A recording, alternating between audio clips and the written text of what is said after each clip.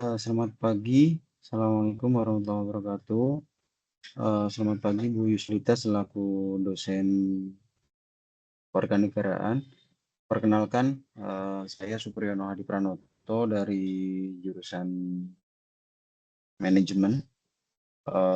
Perkenalkan saya mempresentasikan proyek tugas kewarganegaraan kemarin perihal mengatasi kemiskinan melalui pekerjaan layak dan pertumbuhan ekonomi yang berkelanjutan pada Gen Z. Latar belakang, ada 3 latar belakang. Yang pertama, kegagalan pemerintah dalam menciptakan lapangan kerja layak bagi Gen Z. Yang kedua, fokus pada penciptaan lapangan kerja produktif, inklusif, dan berkeadilan. Yang ketiga, ketimpangan pendapatan dan pengangguran semakin meningkat akibat disrupsi teknologi. Dapat kita rumuskan masalah. Ada 3. Yang pertama, identifikasi faktor-faktor kegagalan pemerintah dalam menciptakan lapangan kerja bagi Gen Z. Kegagalan dalam menciptakan lapangan kerja mempengaruhi mobilitas sosial dari Gen Z. Yang ketiga juga langkah yang dapat diambil pemerintah untuk mendukung pencapaian SGDS. Tujuan proyek ini ada 2, untuk masyarakat dan mahasiswa. Untuk masyarakat yaitu mendorong partisipasi aktif masyarakat dalam keadilan edukasi, menumbuhkan rasa peduli dan tanggung jawab masyarakat untuk keadilan edukasi dan akses edukasi yang setara, meningkatkan akses masyarakat terutama daerah-daerah yang tidak terdampak pemerataan kerja. Yang di sini masyarakat di sini adalah yang dimaksud adalah Gen Z ya. Selanjutnya bagi mahasiswa, mahasiswa dapat mengaplikasikan ada 3 BGA di sini. Yang pertama adaptif, yang kedua inisiatif, dan yang ketiga adalah kolaboratif. Metode pelaksanaan proyek yang dilakukan, yang pertama pengumpulan data, di mana kelompok kami menggunakan data primer melalui wawancara langsung dengan Gen Z. Teknik penelitian kami yaitu dengan kualitatif, di mana untuk memahami konteks penelitian secara mendalam. Pelaksanaannya dilakukan di 9 Desember 2024 sampai 9 Februari 2025 di lingkungan masing-masing anggota.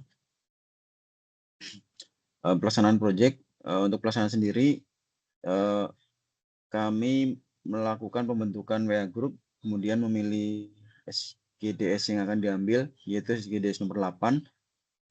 Yang selanjutnya kami melakukan wawancara dengan Gen Z yang dilakukan di durasi 9 Desember 2024 sampai dengan 9 Februari 2025. Pertemuan yang didapat yaitu potensi Gen Z, di mana Gen Z memiliki potensi besar dalam mendorong perubahan ekonomi melalui teknologi inovasi digital.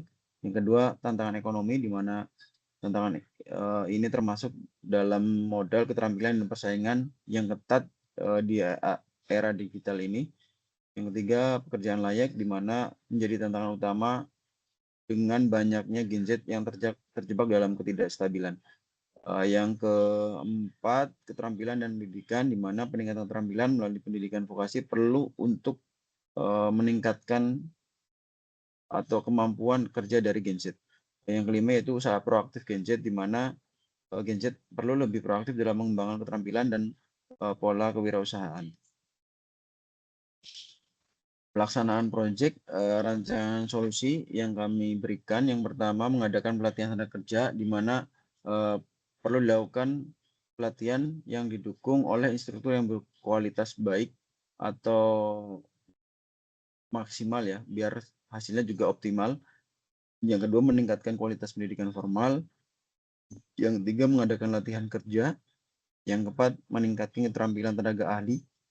Yang kelima tadi, memperkuat pendidikan vokasi, di mana diberikan program magang merdeka yang bertujuan untuk meningkatkan keterampilan sesuai dengan kebutuhan industri ya. Jadi Gen Z juga mengetahui apa sih kebutuhan yang sebenarnya harus disiapkan oleh mereka dalam dunia kerja sekarang.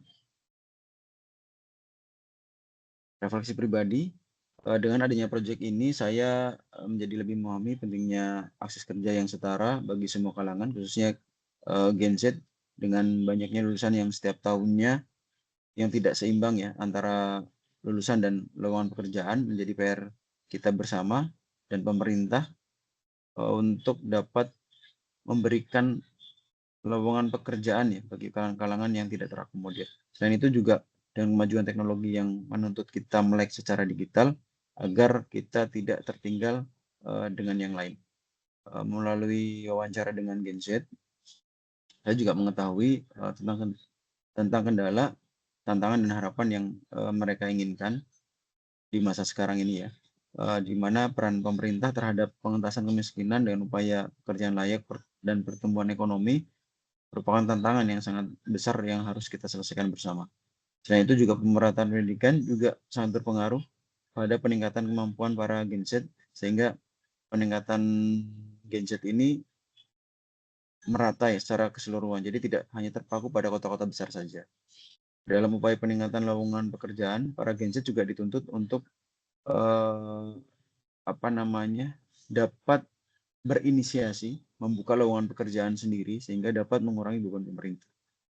Dengan adanya proyek ini, saya jadi semakin terpacu untuk lebih adaptif dan inisiatif menghadapi segala tantangan yang ada di depan ya.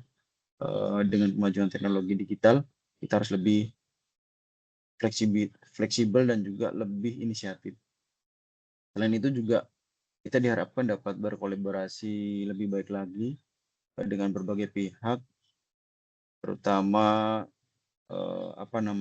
pemerintah, kalangan umum dan swasta ya, agar tadi program-program